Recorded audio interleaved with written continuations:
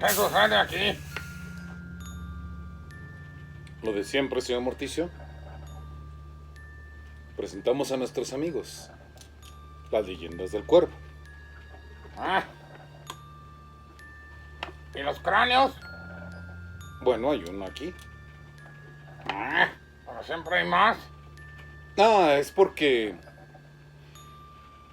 deseo que nos ambientemos en lo del día de hoy. Vamos a salir un poco de lo habitual, porque finalmente, después de todo, Leyendas del Cuervo es un canal de leyendas. Y el día de hoy quisiéramos tratar una de esas leyendas que yo estoy seguro que en estas fechas, sin duda alguna, les va a llamar mucho la atención conocer, como a mí me sorprendió conocerla.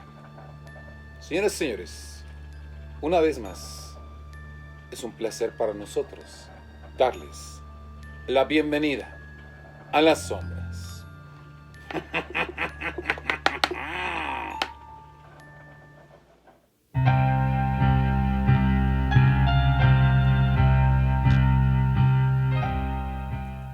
Se dice, se cuenta. Así como la gente suele comenzar los relatos con el muy famoso "había una vez", del mismo modo los antiguos pueblos que vivieron antes de la conquista española en México comenzaban sus relatos diciendo: se dice, se cuenta. Así pues, se dice, se cuenta que acontecieron los siguientes hechos en la tierra de los zapotecas.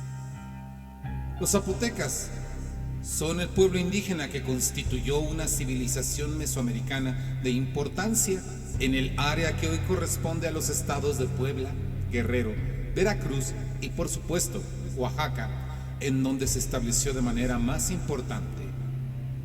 En esta tierra se dice que todo aparentemente acontecía en paz. Sin embargo, la paz era tensa. Los caciques de San José Mogote, de Teotitlán, de Tomaltepec, de Macuilxochitl, de Abasolo, de Xochilquitongo y de Huitzo, regiones de Oaxaca, apenas mantenían la paz, pues constantemente conspiraban y urdían maneras de dañarse mutuamente. El poder había obnubilado sus mentes y los había convertido de parientes y familiares, de amigos y antiguos aliados, en lobos que de forma encarnizada pugnaban por hacerse de más poder en la zona del Roaló, la zona de los espejos del cielo. Dicho nombre de espejos del cielo era la metafórica y poética denominación que los zapotecas le daban a los lagos por considerar que en ellos se reflejaba la imagen del azul limpio del cielo. Así de limpios eran los lagos. Sin embargo, pronto los lagos comenzaron a teñirse del color carmesí con el que colorea la sangre a los líquidos donde se vierte. Los señores zapotecas habían dejado de lado las encubiertas intrigas y se habían declarado abiertamente la guerra. Y como suele suceder en los conflictos, la sangre llama más sangre, la violencia clamaba más violencia, y las causas originales de las reyertas entre ellos ya no se debían al control de la zona ni al cumplimiento de las condiciones que exigían los unos de los otros. Esto ya se trataba de una serie de revanchas personales que demandaban la satisfacción del ego. El río Atoyac era una corriente escarlata ya. Sus aguas no llevaban solo agua, sino la sangre de todos aquellos que, por la ciega lucha de los caciques, habían perecido en esta conflagración.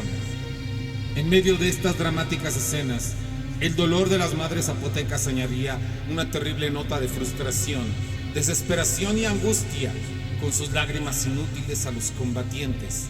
Ni los súbditos de los caciques, ni los caciques mismos deseaban ya terminar este conflicto hasta que cada uno de ellos no viera morir con sus ojos y por sus armas a sus otros 6 enemigos, o mejor dicho, a quienes pensaban que eran sus enemigos.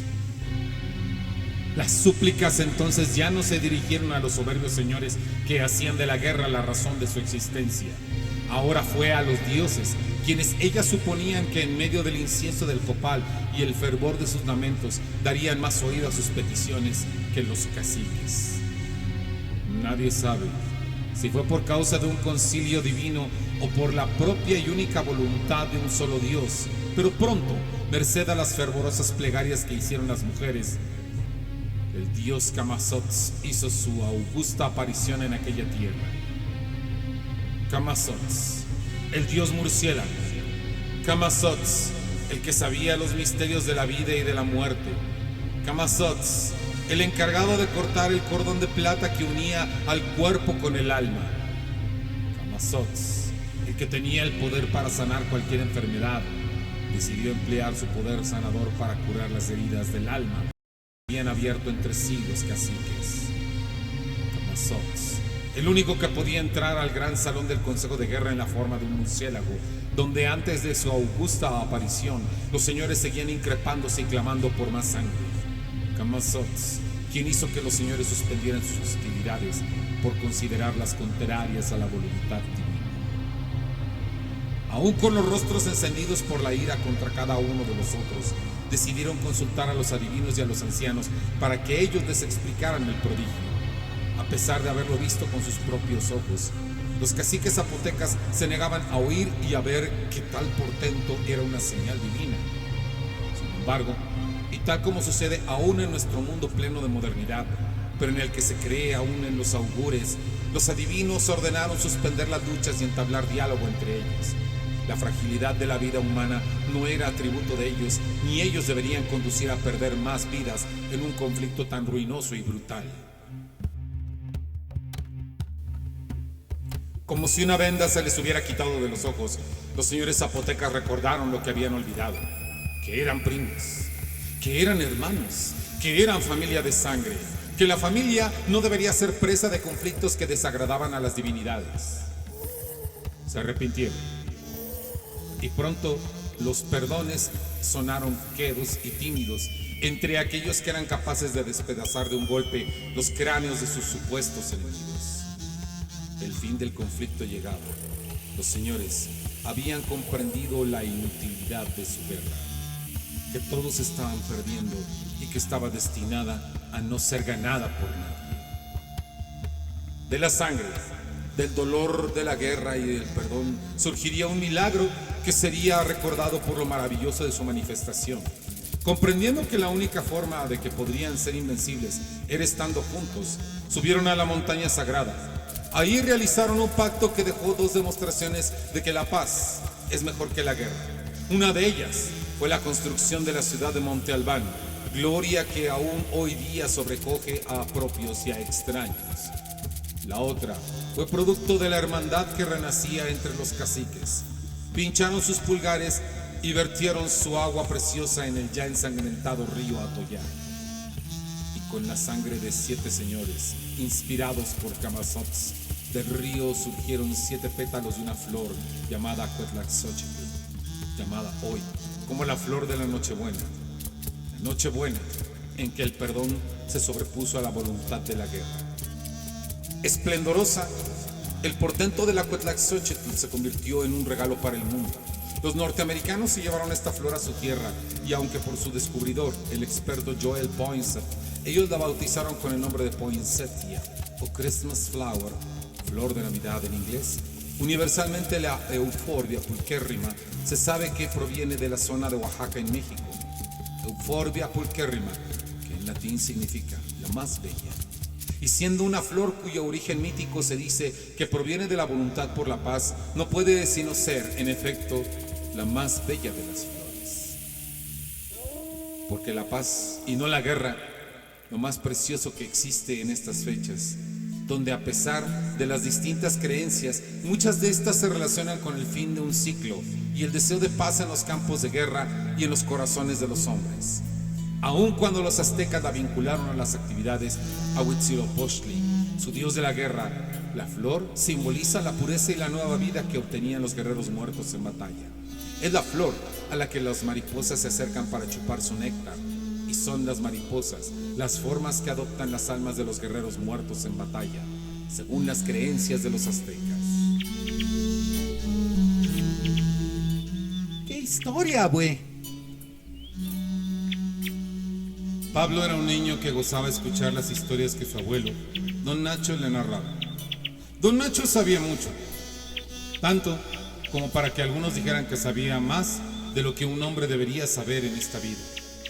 Pero lo decían en forma de admiración pues gracias a sus conocimientos, más de una persona había recuperado la salud, pues don Nacho era uno de los brujos más sabios y poderosos que se conocían en el pueblo. Eran pocas las cosas que no había podido resolver. Una de ellas era un niño que había fallecido en Siete Palmas, en Veracruz. Habría sido por causa de un nahual que fue el responsable, y don Nacho se encargó de él con un ritual. Don Nacho era el único que había entrado a la cueva del encanto y había salido sin sufrir ninguna afectación, lo que no le había pasado a otras personas. Sin embargo, cuando veía a su familia, le gustaba relajarse de las cosas a las que se tenía que enfrentar en un oficio que, si bien no se cree en las ciudades que sea tan importante, en los pueblos del interior de la República se sabe que sí lo es. Los brujos son psicólogos, consejeros, médicos, guías. Y lo probaba suficientemente el hecho de que, aún a su avanzada edad, seguía siendo solicitado por sus habilidades y conocimientos. Don Nacho acarició la cabeza de Pablito. Es más que una historia, Pablito. ¿Es verdad entonces? ¿Quién te ha dicho que las historias que te cuento son mentiras? El niño calló. No dijo nada más. Te han enseñado que las historias que se cuentan son mentiras, que son cosas que no sucedieron. Y muchas veces eso es verdad, pero a medias. Una cosa es que no hayan sucedido exactamente igual que como se cuentan, y otra es que nada de lo que se diga en ellas sea verdad. Aún la historia más fantástica, Pablito, tiene parte de la verdad del autor. Pero hay que saber buscarla. Bueno, entonces, los señores zapotecas existieron. Por supuesto. Y se pelearon. ¿Tú qué crees? Pues es posible.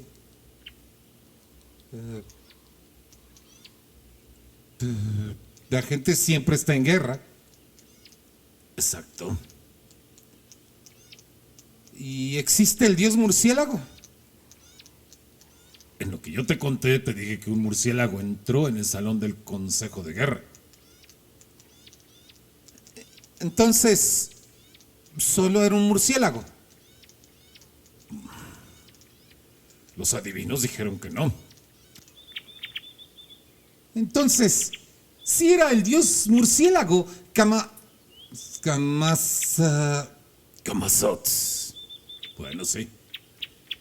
Ellos dijeron que era el dios murciélago, y gracias a que lo creyeron, dejaron de pelear entre ellos. Pero, ¿era o no era un dios? La voluntad de los caciques y las palabras de los adivinos lo hicieron un dios, y eso fue suficiente. Creo que no has llegado al punto más importante. ¿Cuál? Escucha bien, Pablito. ¿Crees que una flor puede surgir de la sangre de los hombres? Bueno, no. Pero sí sabes que las flores existen. Sí. Y ahora sabes que los señores zapotecos existieron y que tuvieron un conflicto. Y que esa flor, independientemente de que esté hecha de sangre o no, nos recuerda que las guerras no son buenas, que es mejor ser hermanos y vivir en paz. Y entonces, ¿por qué se habla del dios murciélago? Porque es bueno para nosotros creer que los dioses se preocupan. Así es como los seres humanos nos esforzamos y hacemos que nuestra voluntad crezca para hacer cosas. A veces, solo nos hace falta creer. A veces creer en algo más. A veces creer en nosotros mismos. Pero gracias a que creemos, podemos hacer cosas asombrosas. ¿Como tú? Yo no hago cosas asombrosas. Todo lo dicen. La gente se impresiona por poca cosa. A veces ellos mismos pueden hacer esas cosas, pero no creen lo suficiente. Les falta confianza y algo más. Si la gente supiera eso, sabrían hacer cosas maravillosas. ¿A qué te refieres? Es tarde, Pablito. Si no regreso ahora me va a agarrar la noche. Dale pues, abue. Gracias por la historia. Pablo acompañó a su abuelo a la puerta y lo despidió cariñosamente. Si bien la mirada de don Nacho solía imponer cierto temor, además de respeto, cuando el hombre se despedía de la gente que quería, su rostro se dulcificaba y el semblante se tornaba muy cariñoso y cálido. Pablito tenía que prepararse para la misa en la iglesia esa misma noche de 24 de diciembre. Aquella noche Pablo veía en la gente que en la iglesia se acercaba al niño Jesús, colocado en el nacimiento que lucía esplendoroso. Cada uno le iba dejando algún regalo, un milagro, que son esa suerte de pequeñas medallas que sirven para conmemorar el cumplimiento de alguna voluntad por lo cual se le hubiera hecho alguna petición al niño. Un listón, un memorial dibujado a mano también para agradecer alguna petición. Pero a Pablo le entró cierta tristeza. Siempre había confiado en Jesús. Le parecía en su mente infantil que el maestro mismo acudía con él para consolarlo cuando las cosas se habían puesto difíciles para él en su vida infantil. De la vez que en la escuela no le estaba yendo bien y que pidió al niño Jesús que le ayudara a mejorar, y así había sido. Se acordó de las veces en que había visto a sus padres preocupados porque el clima de aquel año no había sido bueno y su cosecha casi se había perdido, y de cómo después al final lograron que varias personas les pagaran unos dineros que les debían. De todo eso se acordaba Pablo y se sentía triste al no poder llevarle nada a Jesús para su cumpleaños, porque sin duda la Navidad era el cumpleaños de Jesús. Aún la historia más fantástica, Pablito, tiene parte de la verdad del autor, pero hay que saber buscarla. No estaba seguro si en realidad el niño Jesús recibiría todas esas muestras, pero con seguridad estaría complacido de que alguien a quien ayudaba de vez en vez le mostrara algún agradecimiento. Y a Pablo le causaba pena que justo en ese día él no le llevara nada. Se acordó de Jesús en la cruz, de cómo seguramente todo ese dolor que había sufrido lo sobrellevó con valentía, y le parecía que no llevarle nada era como infligirle otra herida. De haber estado su abuelo, don Nacho, le habría dicho que él, niño como era, no podía ser responsable de lo que le habían hecho a Jesús. Pero a Pablo le parecía que al menos el niño Jesús se iba a poner triste, y a Pablo le hacía sentirse igual el hecho de no poderle llevar algo. A veces solo nos hace falta creer. A veces creer en algo más, a veces creer en nosotros mismos. Pero gracias a que creemos, podemos hacer cosas asombrosas.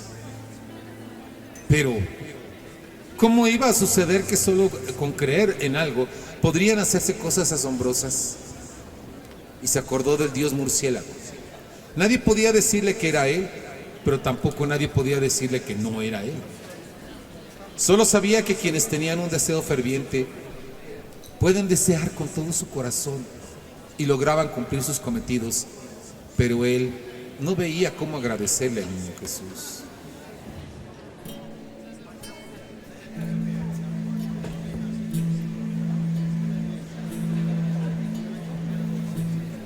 Ah, los niños, sus almas blancas, su inocencia, su voluntad. Pablito comenzó a derramar amargas lágrimas al no saber cómo conseguir un presente para el niño. Estas cayeron al suelo y aunque no quería que se dieran cuenta, no pudo contenerlas. En cada una que derramaba iba la frustración y a la vez el deseo de tener algo hermoso que darle al niño. Después de un buen rato en el que Pablito se permitió llorar hasta que no le salieron más lágrimas, volvió a mirar el suelo.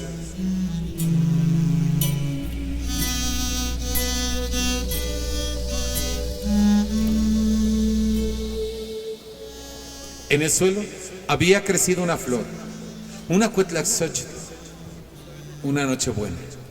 No recordaba que hubiera una flor cerca de donde él se sentó, y nadie podría haber dejado ahí una flor de nochebuena, pues ésta parecía haber crecido en la tierra. Era hermosa. Ahora Pablito entendía la fascinación de los antepasados por esa flor, pues él mismo había quedado fascinado por ella, y pensó, ¿acaso había otro mejor regalo para el niño?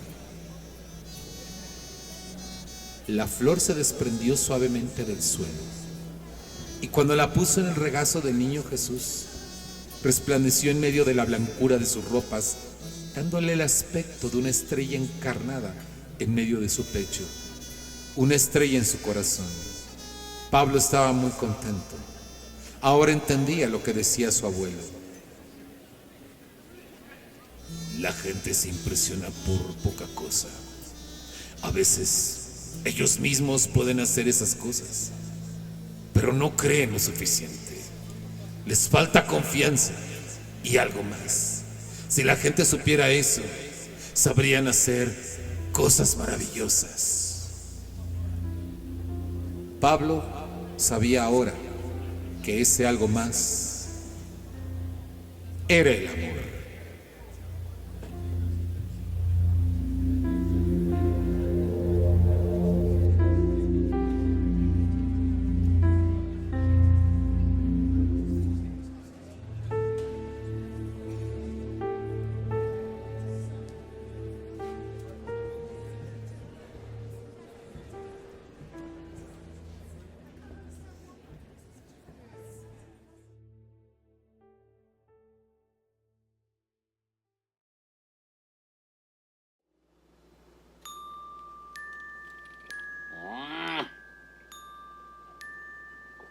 Qué interesante.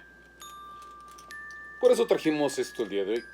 Quisimos una vez más, pues mostrar algunas de las cosas que nosotros investigamos acerca de ciertas leyendas, y muchas de ellas no carecen de hermosura por su dramatismo y por supuesto por lo que supone de alguna manera el haber sido escritas en una época, o mejor dicho, contadas en una época en donde todos estos valores eran muy apreciados en cuanto a lo poético y lo metafórico. Sin embargo, pude percatarme de que existen muchas historias acerca de esta flor, la Euphorbia pulquérrima, la flor más bella. Si ustedes tienen algo que comentarnos en la caja, pueden hacerlo con respecto a esta leyenda, con respecto a estas historias que ustedes tal vez conozcan acerca de la Nochebuena, para poder construir nuestro diálogo y de esta manera comenzar a seguir más adelante dentro de este mundo de leyendas. Pero por hoy vamos a dejarlo aquí, y por supuesto, además de su presencia aquí, que es muy importante para que este canal siga creciendo, siga avanzando, queremos desearles, como quiera que ustedes lo festejen, de la forma que ustedes lo manejen, queremos desearles nuestros parabienes para estas festividades.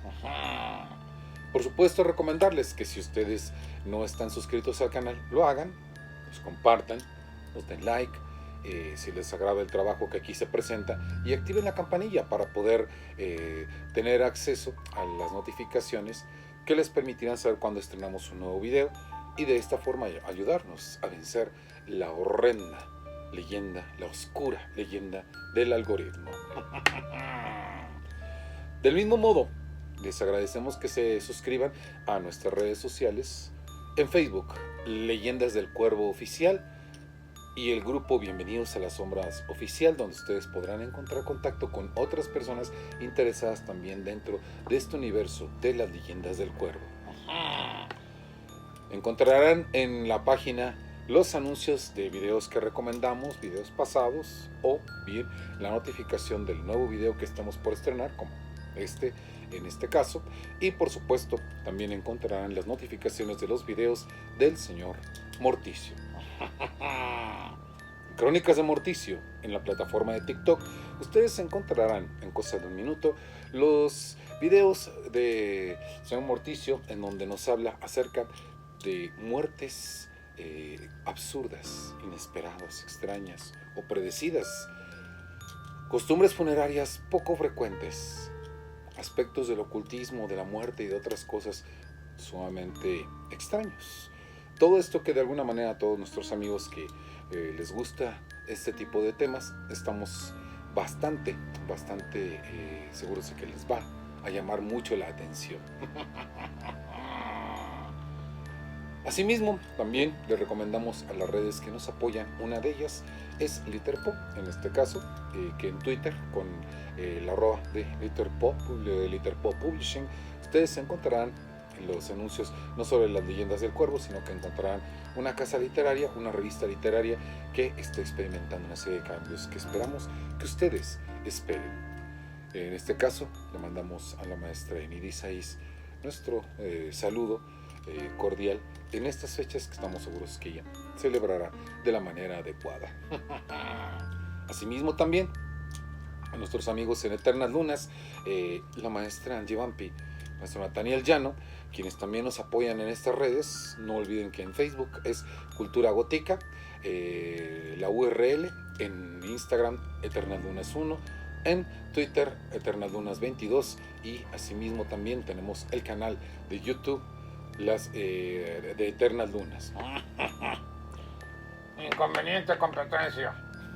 No es la competencia, señor Morticio. El canal incluye también algunos extractos de las conversaciones que yo doy en las transmisiones en vivo en Facebook, llamadas Los Libros del Cuervo. Muchos videos. Claro que sí.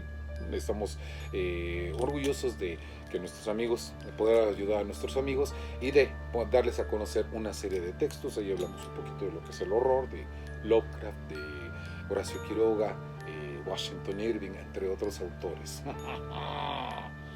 Del mismo modo, también en Eternas Lunas tenemos los videopoemas en donde realizamos en compañía principalmente de la maestra Angie Vampi, aunque también se integra en ocasiones el maestro Nathaniel Llano, los videopoemas tanto de los retos como también algunos de nuestra personal inspiración. Los invitamos a escucharlos.